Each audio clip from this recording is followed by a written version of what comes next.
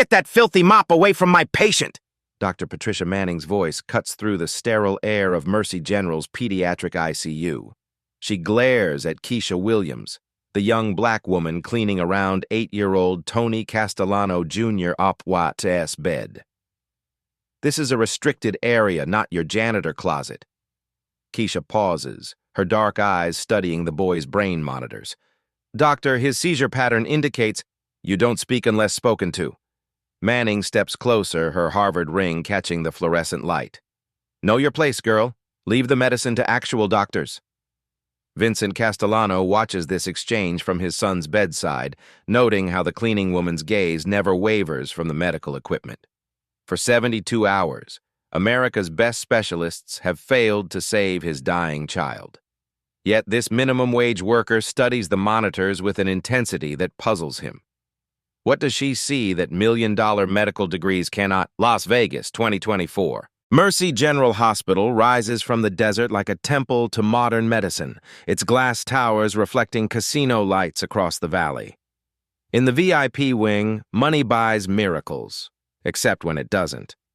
Vincent the Wolf Castellano built his empire on fear. Senators avoid his calls. FBI agents build careers chasing him. But watching his 8-year-old son die in room 314, he's just another desperate father facing medicine's limits. Tony Jr. lies unconscious, his small body ravaged by seizures that strike every 20 minutes. For 3 weeks, the boy has declined under the care of America's most expensive specialists. Brain scans show massive inflammation that has stumped neurologists from Johns Hopkins to Mayo Clinic. The pathogen is completely unprecedented, Dr. Patricia Manning announces to her medical team. Harvard-trained and media-savvy, she treats patients like puzzles to solve for professional glory rather than human beings to heal. Her corner office displays celebrity photos and achievement awards that showcase connections to power over commitment to healing. Manning embodies everything toxic about elite medicine. She's never worked in under-resourced clinics, never treated uninsured patients, never considered that medical knowledge might exist beyond prestigious institutions. 20 feet away, invisible to the gathered specialists, Keisha Williams mops the floor with methodical precision. At 24, she's cleaned these halls for 3 years, moving through the medical world like a ghost. Doctors step around her without acknowledgement. Nurses bark orders without eye contact. She exists in their peripheral vision, brown uniform marking her as automated equipment. But Keisha sees everything they miss. While cleaning the neurology ward, she memorizes medication dosages with photographic accuracy. She recognizes subtle signs of patient decline that experienced nurses overlook. Her movements around million-dollar diagnostic equipment reveal an understanding that would shock the doctors who funded it. Room 314 needs attention again, Rosa Williams calls from the hallway. At 58, Rosa has scrubbed these floors for 15 years, earning grudging respect through invisible competence. She raised Keisha alone on custodial wages, working double shifts to afford community college courses her daughter never seemed to need. Rosa carries secrets that could change everything. 24 years ago, Dr. Amara Hassan fled Somalia's civil war while pregnant, carrying research that could revolutionize tropical medicine. When bombs struck the refugee center, Rosa, working as a volunteer, helped deliver a baby girl in a basement, surrounded by destruction's sounds of destruction. Dr. Hassan died 3 days later, pressing a leather medical bag into Rosa's hands. "Promise me," the dying doctor whispered. "Teach her everything. The knowledge must survive." Rosa kept that promise a secret. For 18 years after custodial shifts ended, she spread forbidden medical documents across their kitchen table, teaching Keisha medicine that Western doctors had never encountered. Case studies of parasitic brain infections, treatment protocols from remote Somali clinics, diagnostic techniques that saved lives when conventional medicine failed. The hospital's racism operates through studied blindness rather than overt hostility. Support staff wear different uniforms, eat in separate cafeterias, remain invisible during medical discussions. Keisha has endured this systematic dismissal for years, the casual dehumanization that treats her like furniture with legs. Last month, she suggested a medication error to a supervising nurse. The response was swift, a written reprimand for overstepping professional boundaries. The message was clear. Know your place. Now, watching Tony Jr. deteriorate under treatments she knows will kill him, Keisha faces an impossible choice. Speaking up means risking everything. Her job, her family's income, her future. Rosa's diabetes medications cost $800 monthly. They cannot afford unemployment or lost health insurance, but Keisha recognizes the symptoms devastating Tony Jr.'s brain, the progression pattern, the distinctive inflammation markers. Everything matches case studies from her mother's hidden research, studies of cerebral parasitosis caused by Angiostrongylis somalensis, a parasitic worm common in Somalia but virtually unknown in American medicine. Dalada maskaxta, Rosa had called it, the brain fire. Dr. Hassan's journals documented dozens of successful treatments using traditional antifungal compounds combined with modern antiparasitic drugs. 90% survival rate when properly diagnosed. 100% fatality when misdiagnosed as autoimmune inflammation. Manning's team is pursuing exactly the wrong approach. Their steroid treatments feed the parasites. Their planned surgical intervention will spread the infection through Tony Jr.'s cerebrospinal fluid, guaranteeing death within hours. In 12 hours, they will drill holes in an 8-year-old's skull, dressed up as cutting-edge medicine. It will be a death sentence delivered with Harvard credentials. Hidden beneath Rosa's bed lies the knowledge that could save this child's life. But who would believe that a minimum-wage cleaning lady's daughter knows more than board-certified specialists? Tonight, institutional arrogance will meet desperate truth, and only one will survive. Day 4 of Tony Jr. Wawa's hospitalization. The boy's condition spirals beyond control as his temperature spikes to 106.8 degrees. Dr. Manning assembles a video conference with specialists worldwide, screens filled with baffled faces from London, Toronto, and Switzerland. Each expert offers the same helpless shrug. "We need to consider palliative care," Manning suggests delicately to Vincent Castellano. "Make him comfortable while we explore experimental options." Vincent's whisper carries more menace than any shout. "Comfortable? My son is 8 years old. Find a cure." Keisha cleans the conference room as specialists debate treatment protocols she knows will fail. Her blood runs cold hearing the symptoms described: sudden onset neurological decline, distinctive inflammation patterns, treatment-resistant brain swelling. Everything matches Dr. Hassan's documentation of Dalada maskaxta, the brain fire that rural Somali clinics treated successfully with traditional medicine. She wants to speak, but memory holds her back. The last time she offered medical input, she faced public humiliation and disciplinary action. She's just the cleaning lady's daughter. Who would listen? That evening, desperation overrides caution. Keisha approaches Manning in the hallway as residents and nurses bustle around them. "Excuse me, Dr. Manning. I wanted to ask about the boy in room 314. Manning barely glances up from her tablet. "Housekeeping issues go through your supervisor. No, it's not about cleaning. I think I might know what's wrong with him." Manning stops walking, her expression shifting from dismissive to incredulous. "I'm sorry, what did you just say?" "The symptoms you described in the conference. I think it might be a parasitic infection called—" "Are you seriously suggesting that you, a custodian, can diagnose what a team of board-certified neurologists cannot?" Manning's voice carries across the hallway, drawing stares from passing medical staff. "I just thought maybe—" "You thought wrong." Manning steps closer, her voice rising. "This is exactly why we have educational requirements and medical licenses. You mop floors. Leave medicine to people who actually studied it." Residents snicker behind their hands. Nurses pause their conversations to witness the spectacle. Even custodial staff look embarrassed by Keisha's presumption. "But if you just looked at the pattern—" "Security!" Manning calls out sharply. "We have someone practicing medicine without a license." Officer Murphy, head of hospital security, approaches with visible reluctance. He's known Keisha for 3 years as a quiet, reliable worker who never causes trouble. "Miss Williams, you need to come with me," Murphy says gently, his weathered face apologetic. As they walk toward the elevator, Manning's voice follows them. "This is what happens when people don't know their place. Medical diagnosis requires years of training, not janitor fantasies." The elevator doors close on a chorus of professional laughter. The HR office feels like a tribunal. Director Sarah Carter sits behind an imposing desk. Keisha's employment file spread before her like evidence of incompetence. Miss Williams, this is your second incident of inappropriate contact with medical staff. Carter reads from the file. Last month, you suggested a medication error to Nurse Rodriguez. Today, you attempted to diagnose a patient. Do you understand why this is problematic? A child is dying, Keisha says quietly, and highly trained professionals are handling it. Your job is to maintain cleanliness standards, not practice medicine without a license. Carter's tone grows stern. Hospital policy is clear. Support staff must stay within their designated roles. One more incident and you'll be terminated immediately. The threat hangs heavy. Keisha needs this job. Rosa's diabetes medications cost $800 monthly. Their rent depends on her income and health insurance. I understand, she whispers, hating herself for the submission. By day 5, Tony Jr. slips into a coma. His brain scans show spreading inflammation affecting the brainstem, the region controlling basic life functions.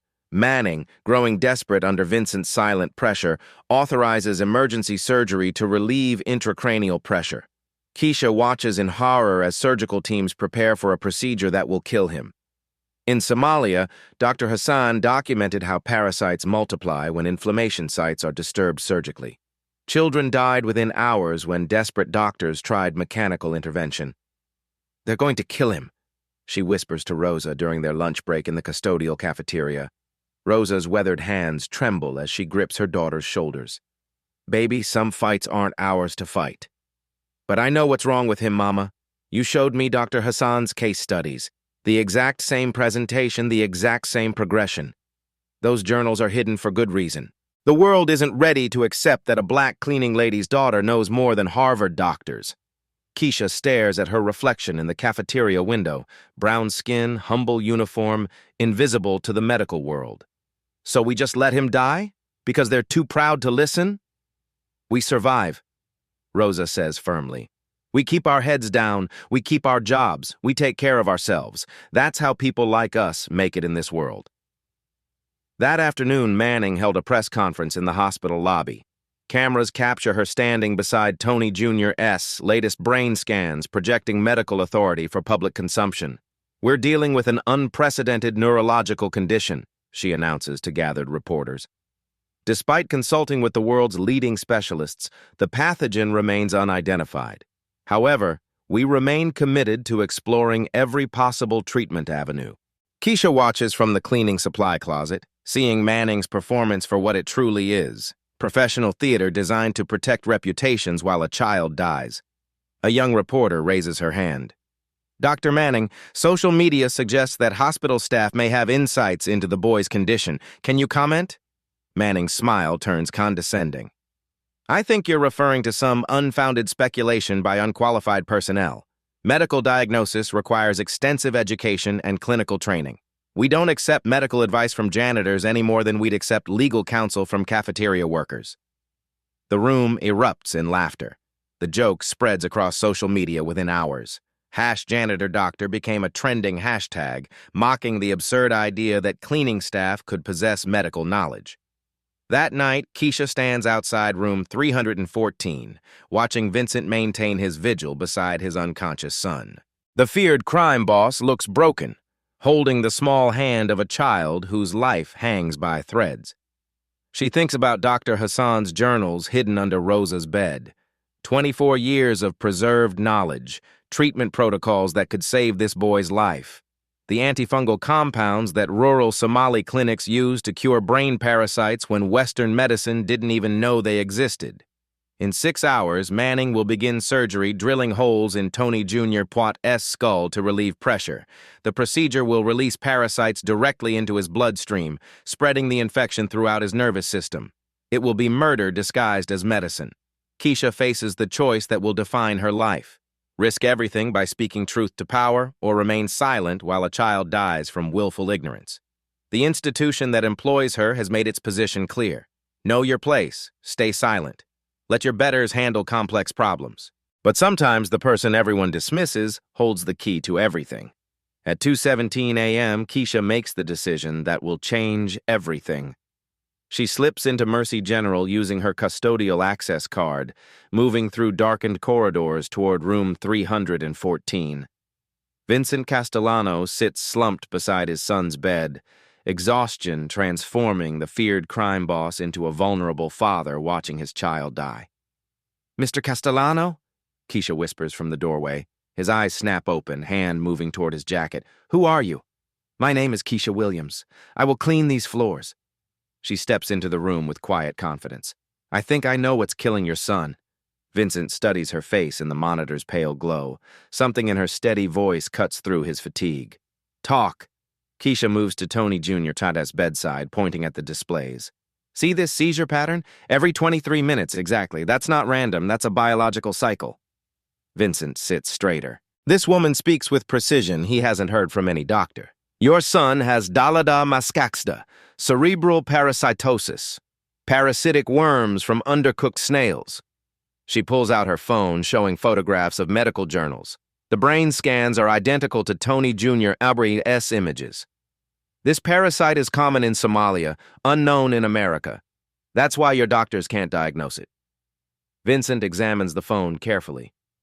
These aren't internet searches. This is professional medical documentation. "The surgery they're planning? It'll kill him. When you disturb the inflammation surgically, parasites spread through spinal fluid." Her voice remains steady. "In Somalia, rural clinics treat this with 90% survival rates." Vincent makes a decision that surprises them both. "Prove it." "What?" "If you're right, predict what happens next. Tell me something the doctors don't know." Keisha studies the monitors, calculating parasite life cycles. "In 3 hours, around 5:30 a.m., his fever will spike to 107 degrees. Seizures will stop completely for 90 minutes, then resume at double intensity. Dr. Manning will think he's improving, then panic." Vincent checks his watch. 2:31 a.m. "We'll see." They wait in tense silence. Keisha monitors Tony Jr. Poit's vitals, checking his responses with clinical precision that Vincent notices.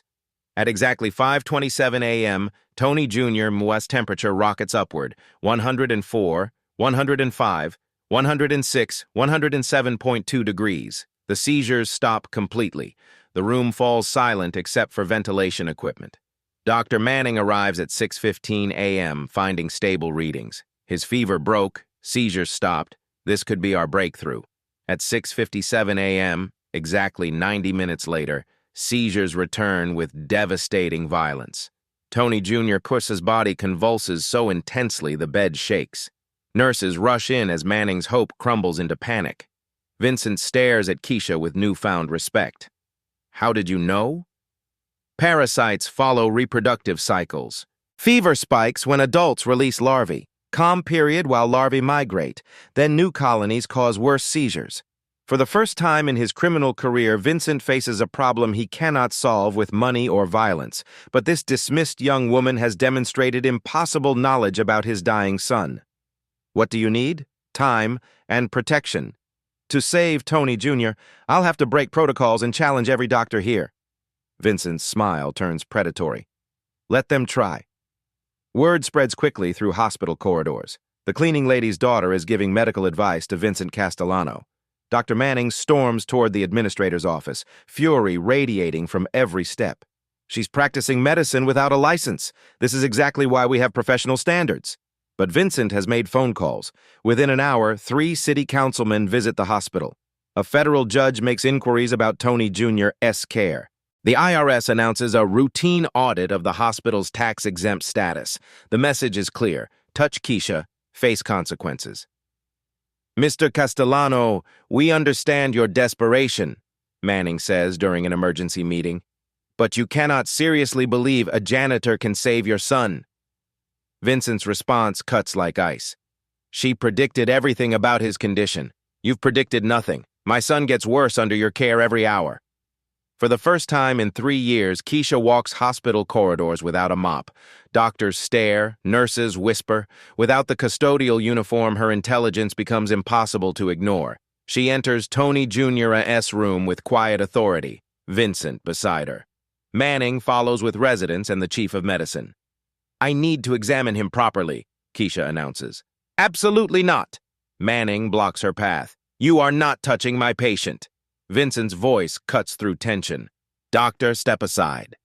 The power dynamics shift instantly. Manning's medical authority means nothing against Vincent's real-world influence. She steps back, face flushed with humiliation. The stage is set for an extraordinary medical confrontation. By 8 a.m., Mercy General Hospital operates under siege conditions. Dr. Manning storms through administrative corridors demanding Keisha's immediate arrest. She's practicing medicine without a license. This violates every protocol we have. Hospital Administrator David Carter faces an impossible situation. Vincent Castellano's lawyers have filed injunctions preventing interference with his son's care. 3 city councilmen occupy the lobby, asking pointed questions about staff treatment policies. The IRS audit team has requested financial records dating back 5 years. Mr. Castellano, please understand our position, Carter pleads during an emergency conference call. We cannot allow unlicensed individuals to practice medicine regardless of circumstances. Vincent's response comes through speakerphone with deadly calm. My son deteriorates under your licensed professionals. This woman has shown more knowledge in 12 hours than your entire staff in 5 days.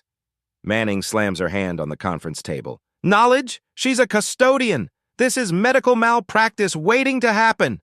Your malpractice is already happening, doctor. She predicted his fever spike to the minute. What have you predicted correctly? The question hangs in the air like a blade. Keisha enters Tony Jr. Pare's room with quiet authority, no longer invisible in her brown uniform. She's wearing scrubs that Vincent somehow procured, transforming her appearance from custodian to medical professional. Doctors stare as she passes. Nurses pause their conversations. The psychological shift is dramatic. Without the cleaning cart, her competence becomes undeniable. I need to examine him thoroughly, she tells the assembled medical team. Over my dead body. Manning positions herself between Keisha and the bed. You will not touch this patient! Vincent steps forward, his presence filling the room with tension. Dr. Manning, move aside. I'm the attending physician here. I have authority over... You have no authority over my son's care that I don't grant you. Vincent's voice drops to a whisper more terrifying than shouting. Step aside. Manning's face flushes crimson as she realizes her medical credentials mean nothing against raw power. Residents exchange nervous glances. The chief of medicine clears his throat uncomfortably. At this moment, the hospital's entire hierarchy crumbles. She steps back, trembling with humiliation and rage. Keisha's examination is methodical and professional. She checks Tony Jr. Pare's pupil responses, tests reflexes, palpates specific areas of his scalp with surgical precision. Her movements reveal training that shocks the medical observers. This is not someone mimicking procedures she's seen, but someone who understands the underlying physiology. The infection has spread to his temporal lobes, she announces, studying his eye movements. That explains the seizure pattern change. In approximately 6 hours, he'll develop aphasia, loss of speech function even if consciousness returns. Dr. Manning scoffs despite her diminished position. You're making wild guesses based on understanding parasite migration patterns. Keisha turns to face the room with quiet confidence. Angiostrongylus somalensis larvae follow neural pathways predictably. First the motor cortex, causing seizures, then language centers, finally the brain stem, causing death. She moves to the wall monitor displaying Tony Jr. Pare's brain scans. Show me where you see parasitic infection, Dr. Manning.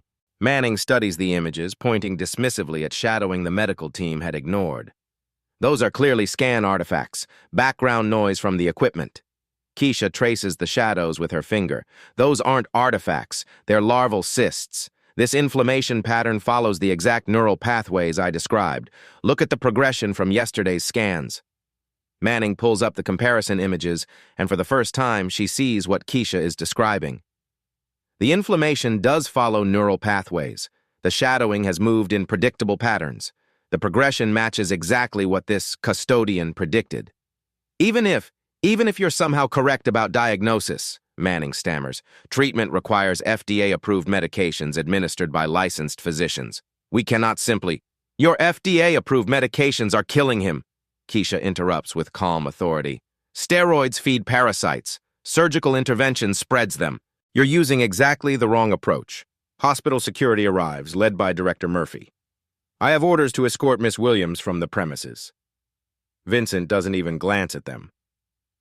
Anyone who touches her answers to me personally. Murphy, a 30-year veteran who has dealt with dangerous men, recognizes something in Vincent's tone that transcends normal threats. He quietly signals his officers to stand down. Manning plays her final card. I'm calling the medical board, the FDA, and the police. This woman cannot practice medicine here. Then we'll go somewhere else, Vincent says calmly. My son has dual citizenship. We'll fly to Somalia tonight where doctors actually know how to treat this disease. He won't survive the flight, Keisha says quietly, studying the monitors. The parasites have spread too far. Moving him now would cause fatal seizures at altitude. The room falls silent. Tony Jr. is too sick to transport, but too sick to wait for bureaucratic approval. How long does he have? Vincent asks. Keisha checks the progression markers. Without proper treatment, maybe 18 hours. The inflammation will reach his brainstem around 3 a.m. tomorrow. And with treatment? If we start immediately with the correct medications, he could be conscious within 72 hours. Vincent makes the decision that shatters institutional control. What do you need? Keisha produces a handwritten list. Albendazole, available here, but I also need traditional antifungal compounds from Somali medicine, extracts from hagar tree bark and koraga herb roots. Where do we get them? There's a Somali community center in Minneapolis. They maintain traditional medicine supplies for diaspora families, but shipping takes days. Vincent pulls out his phone. I have a private jet. They'll be here in 4 hours. Manning watches this impossible conversation with growing panic. You're talking about untested folk remedies. This is completely insane. More insane than watching him die under your expert care? Vincent's patience finally explodes. You've had 5 days. He's worse now than when we started. Get out. Security escorts Manning from the room under Vincent's cold stare. Within an hour, Tony Jr. S room becomes an armed fortress. Private security guards the hallway. Medical equipment remains, but decision-making authority has shifted completely. The hospital administration faces an unprecedented crisis. They cannot call police on Vincent Castellano without facing retaliation that could destroy the institution. They cannot override his medical decisions for his own son. They can only watch helplessly as their authority evaporates. Meanwhile, word spreads through the hospital's support staff like wildfire. Custodial workers, cafeteria employees, maintenance technicians, mostly Black and Latino employees who have been invisible for years, begin gathering in hallways. They've watched Keisha for 3 years, knowing she was different, smarter than anyone acknowledged. Now she's proved that intelligence doesn't require institutional approval. That wisdom exists outside prestigious degrees, that sometimes the person everyone ignores knows more than the person everyone respects. For the first time in her life, Keisha Williams commands genuine respect. She's not just challenging the medical establishment, she's conquering it through sheer force of knowledge and truth. The takeover is complete. Vincent's private jet touches down at McCarran Airport at 2:47 p.m., carrying more than traditional medicines. Dr. Ahmed Hassan emerges clutching a worn leather medical bag that survived decades of war. When he enters room 314 and sees Keisha studying brain scans with clinical precision, tears fill his eyes. Allahu Akbar! You have your mother's hands. Vincent observes this reunion with sharp curiosity. Your mother, doctor. Ahmed opens the leather satchel, revealing medical journals in Arabic and English. Keisha, show him Dr. Hassan's work. With trembling hands, Keisha produces photocopied pages she's memorized for 24 years. Brain scans from 1990s Mogadishu, treatment protocols in precise handwriting, case studies matching Tony Jr.'s exact condition. My birth mother was Dr. Amara Hassan, Keisha says, her voice stronger than ever. Head of pediatric neurology at Mogadishu Central Hospital before the Civil War. She died giving birth to me during bombing raids, but not before passing her research to Rosa Williams, the woman who raised me. Vincent examines the journals, recognizing authentic medical brilliance. These aren't folk remedies. This is sophisticated science applied to diseases Western medicine never encountered. Dr. Hassan was published in The Lancet and Nature Neuroscience, Dr. Ahmed explains. Her cerebral parasitosis research was decades ahead. She saved hundreds of children when conventional medicine failed. Keisha opens a notebook filled with her handwriting. 22 years of studying her mother's legacy. Rosa couldn't give me formal education, but something more valuable. Every night after cleaning shifts, she taught me from these journals. Every case study, every diagnostic technique, every treatment protocol. She shows Vincent photographs, herself studying brain scans at 12, practicing sutures at 16, diagnosing diseases from hospital descriptions at 20. For 18 years, I've learned medicine from a world expert on parasitic brain infections. Not textbook medicine, field medicine tested where mistakes meant children died. Dr. Manning, listening from the hallway, finally speaks. Even if true, she has no formal credentials. No medical degree, no residency, no board certification. Yet she diagnosed your patient in minutes while you failed for days. Dr. Ahmed responds coldly. Where did you complete tropical medicine training? I don't see how that's relevant, because cerebral parasitosis is tropical medicine. You're treating tropical disease with zero relevant training, while dismissing someone whose entire education focused on this exact condition. The irony cuts deep. The uneducated cleaning lady received more relevant training than the Harvard department head. Dr. Ahmed examines Tony Jr., confirming Keisha's diagnosis with medical precision. He video calls colleagues in Mogadishu, London, Amsterdam. All confirm her treatment protocol matches current best practices for endemic regions. In Somalia, we say, knowledge flows like water. It finds its way regardless of container, Dr. Ahmed tells Vincent. Your son is fortunate his healer's knowledge crossed continents to reach him. Rosa Williams arrives terrified that 24-year secrets are exposed, seeing Keisha standing confidently beside Dr. Ahmed, studying charts like the doctor she always was. Tears stream down her face. I'm sorry I made you hide, Rosa whispers. I was afraid they'd take you if they knew how smart you were. Afraid this world wouldn't accept a black girl knowing more than white doctors. Keisha embraces the woman who preserved her legacy. You gave me everything, my mother's knowledge and your love. You kept her research alive when the world would have dismissed it. Word spreads through Mercy General. The cleaning lady's daughter is actually a renowned neurologist's daughter. Staff who ignored her for years suddenly remember her keen observations, her attention to patient details, her uncanny ability to predict complications. Dr. Manning's authority evaporates as people realize she was repeatedly outwitted by someone with superior knowledge.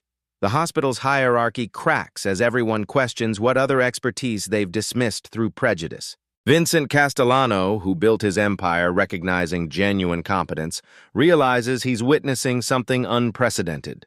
Pure medical genius breaking institutional barriers through truth and necessity. The revelation transforms everything.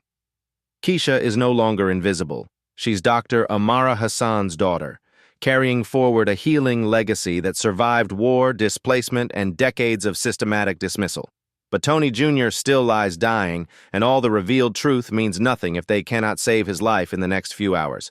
By 6 p.m., Tony Jr.'s condition had deteriorated to the edge of death. His brain activity shows minimal function as the parasite infection reaches his brainstem. Traditional Somali medicines have arrived, but administering them requires precision that could kill him if done incorrectly. We have one chance, Keisha explains to Vincent, her hands steady as she prepares antifungal compounds derived from hagar tree bark. The dosage must be exact. Too little, parasites survive and multiply. Too much, the toxins stop his heart. Dr. Ahmed nods gravely, his weathered face reflecting years of similar life-or-death decisions. In Somalia, we lost 3 children learning proper dosage. There is no margin for error. The hospital administration has called federal authorities, claiming Vincent is forcing experimental treatment on his son. FBI agents surround the building, but they cannot legally intervene. Tony Jr. is Vincent's responsibility, and no laws prevent parental medical decisions for terminally ill children. Dr. Manning leads a final, desperate attempt to regain control, bringing the chief of medicine and hospital lawyers. Mr. Castellano, if your son dies under this woman's care, you'll face murder charges. Let us perform cranial surgery. It's his only real chance. Your surgery will kill him in 4 hours, Keisha responds without looking up from her preparations. My treatment will save him in 4 days. Vincent faces the most terrifying decision of his life. Everything in his criminal experience tells him to trust proven authority, institutional power, conventional wisdom. But conventional wisdom has failed his son completely. "Do it," he says simply. What follows becomes the most intense medical procedure in Mercy General's history. Using techniques her mother pioneered in war-torn Somalia, Keisha begins administering traditional antifungal compounds through Tony Jr. SIV line with surgical precision. The medications must be given in a specific sequence, timed to the parasite's reproductive cycle. Too fast, dying parasites release toxins causing fatal brain swelling. Too slow, surviving parasites multiply exponentially. "First compound now," she announces, injecting clear liquid derived from hagar bark. "His temperature will spike to 108 degrees in exactly 12 minutes. That's normal. It means parasites are dying." Vincent watches the monitors like a predator tracking prey. Dr. Ahmed assists, monitoring vital signs with professional calm that doesn't quite hide his own tension. Rosa Williams stands in the corner, silently praying to gods from 2 continents. At exactly 12 minutes, Tony Jr.'s fever rockets upward. His small body begins convulsing worse than ever before, the bed shaking violently under seizures that seem to tear him apart. "He's seizing!" Dr. Manning shouts from the hallway where security holds her. "Stop this immediately! You're killing him!" "No," Keisha says firmly, though sweat beads on her forehead. "This is the hardest part. Parasites release toxins as they die. His body has to fight through it." Vincent grips the bed rails, watching his son suffer through what looks like medieval torture. Every instinct screams to stop this madness, to trust Harvard-trained doctors over a cleaning lady's desperate theories. "She's murdering your child!" Manning screams. "Those aren't medicines, they're poisons." For 20 agonizing minutes, Tony Jr. fights for his life. His fever hits 108.7 degrees. Seizures are so violent that monitors slide across surfaces. Vincent has killed men for threatening his family, but he's powerless against this microscopic enemy. "Keisha," he whispers desperately. "Are you sure?" She never takes her eyes off the boy. "The parasites are dying. I can see it in his blood chemistry. We have to let his immune system finish the fight." At exactly 7:32 p.m., something miraculous happens. Tony Jr.'s seizures suddenly stop. His fever begins dropping rapidly. 107, 105, 103, normal. His brain activity, minimal for hours, starts showing organized patterns indicating cognitive function. Dr. Ahmed monitors vital signs with professional calm, but Keisha sees relief flood his weathered features. "The first phase was successful. Adult parasites are dead." "How can you tell?" Vincent asks, his voice hoarse from tension. Keisha points to specific readings. "This protein marker measures parasite waste products. It's dropping steadily, no new reproduction. But we're not finished." The battle enters its second phase. At 9 p.m., Keisha prepares the most dangerous compound, Coriga herb extract that will flush dead parasites from Tony Jr.'s nervous system. "This is where children usually die," Dr. Ahmed warns quietly. "If any parasites survive the first treatment, this compound makes them multiply aggressively. All or nothing." Vincent has never felt more helpless. In his criminal world, he controls outcomes through force, money, and intimidation. But medicine operates by different rules. Here, his son's life depends entirely on knowledge and skill he cannot buy or steal. "Do it," he says, though the words feel like signing a death warrant. Keisha administers the second compound with surgical precision, her movements reflecting years of studying her mother's techniques in the lamplight of their kitchen table. This time, there are no dramatic symptoms, just steady, gradual improvement. Hour by hour, Tony Jr.'s condition stabilizes. His brain inflammation subsides measurably. His fever remains normal. Most importantly, his brain activity shows increasingly complex patterns indicating restored cognitive function. Dr. Manning and her team watch from the hallway in stunned silence as their impossible patient recovers, using treatments they'd never heard of. Everything they believed about medicine, about credentials, about institutional authority, about who deserves to practice healing, crumbles before their eyes. By midnight, Tony Jr. breathes without mechanical assistance. By 2 a.m., his eyes track movement and respond to light. By 4 a.m., he squeezes his father's hand with deliberate intent. At exactly 6 a.m., 24 hours after Keisha first predicted the treatment timeline, Tony Jr. opens his eyes and whispers the word that breaks his father completely. Papa? Vincent Castellano, a man who hasn't cried since childhood, collapses beside the bed holding his son's small hand. You're okay, buddy. You're going to be okay. Keisha steps back, exhausted but victorious. She hasn't just saved a child's life. She's proved that knowledge and skill matter more than credentials and prejudice. She's honored her birth mother's legacy while validating her adoptive mother's sacrifices. Dr. Manning faces the impossible task of explaining how a custodian succeeded where her entire team failed. The medical establishment she represents has been thoroughly humiliated by someone they refuse to acknowledge as human, let alone competent. Hospital administration realizes they employed someone with extraordinary medical knowledge for 3 years while paying minimum wage. The liability implications alone could destroy the institution, but most importantly, every person of color on the hospital staff, nurses, technicians, custodians, cafeteria workers, has witnessed something unprecedented. One of their own not just challenging the system, but conquering it through sheer brilliance and courage. As dawn breaks over Las Vegas, Tony Castellano Jr. sits up in bed asking for pancakes. The infection that baffled America's best doctors has been cured by traditional Somali medicine administered by a woman the medical establishment tried to silence. Keisha Williams, cleaning lady's daughter, medical genius, keeper of ancient healing wisdom, has achieved the impossible.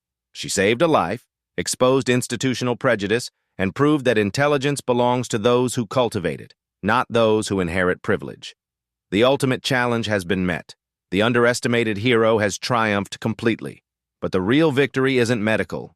It's moral. In a world that judges worth by position rather than knowledge, Keisha Williams proved that truth has its own authority that no institution can revoke. Within 48 hours, Tony Jr. walks around his hospital room demanding pizza and complaining about boredom. His brain scans show complete resolution of inflammation with no signs of permanent damage. The incurable condition has been cured so thoroughly that Dr. Manning can barely comprehend the test results. All parasitic markers undetectable, she reads from the lab report, her voice hollow with disbelief. Neurological function restored to baseline. Complete recovery. Vincent Castellano keeps his promises to protect and respect Keisha.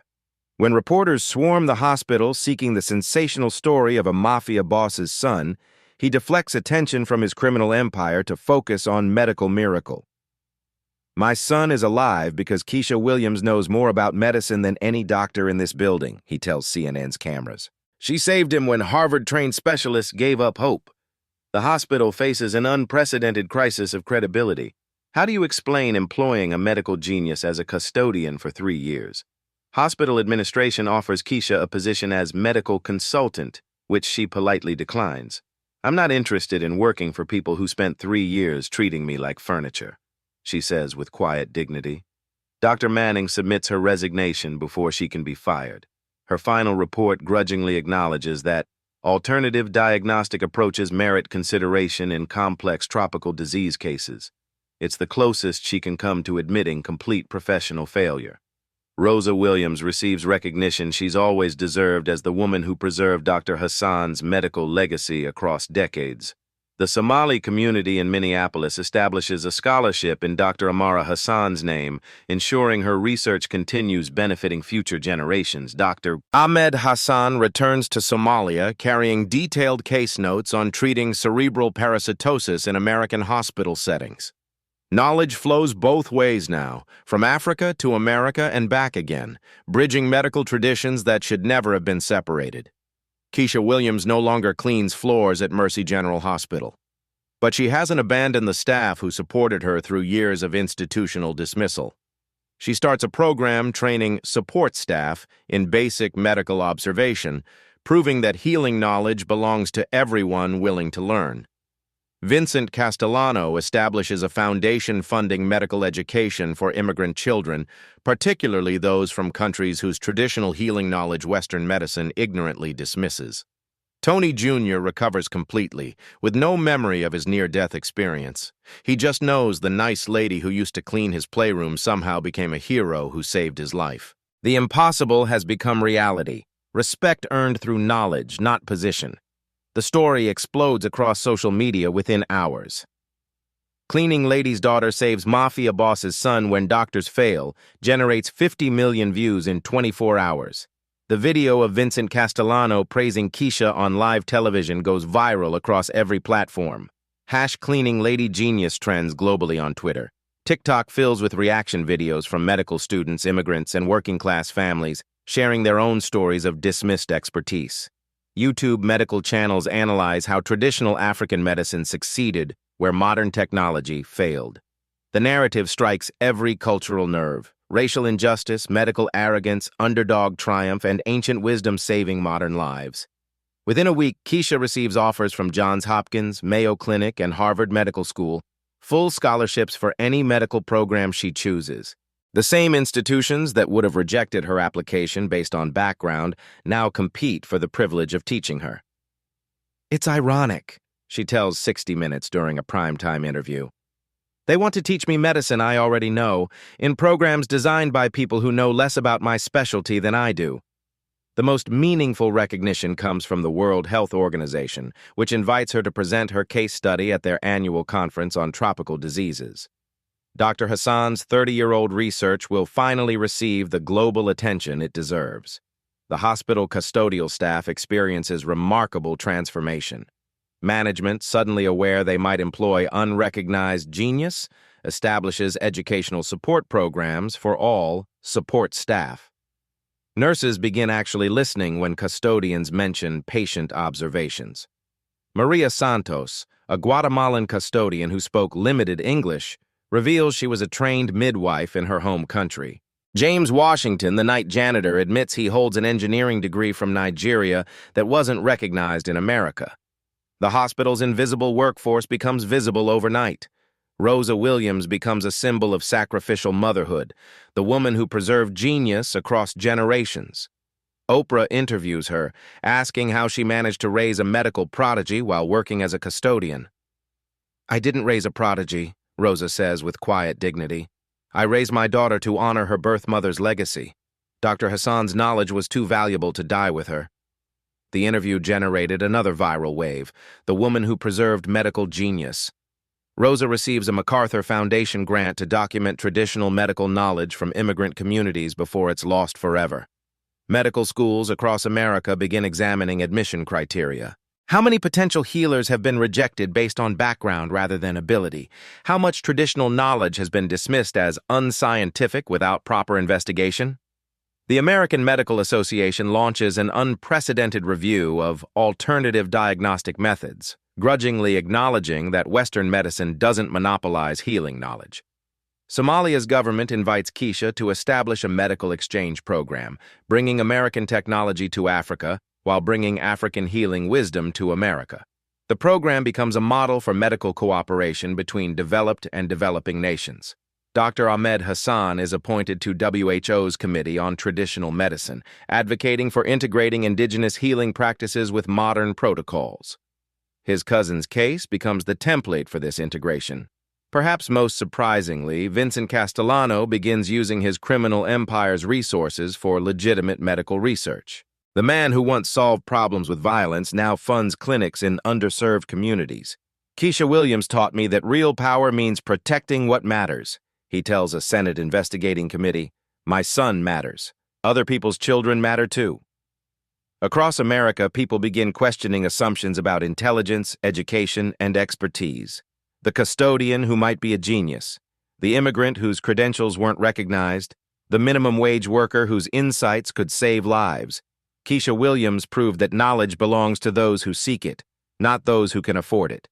Her story becomes a rallying cry for recognizing human potential wherever it's found.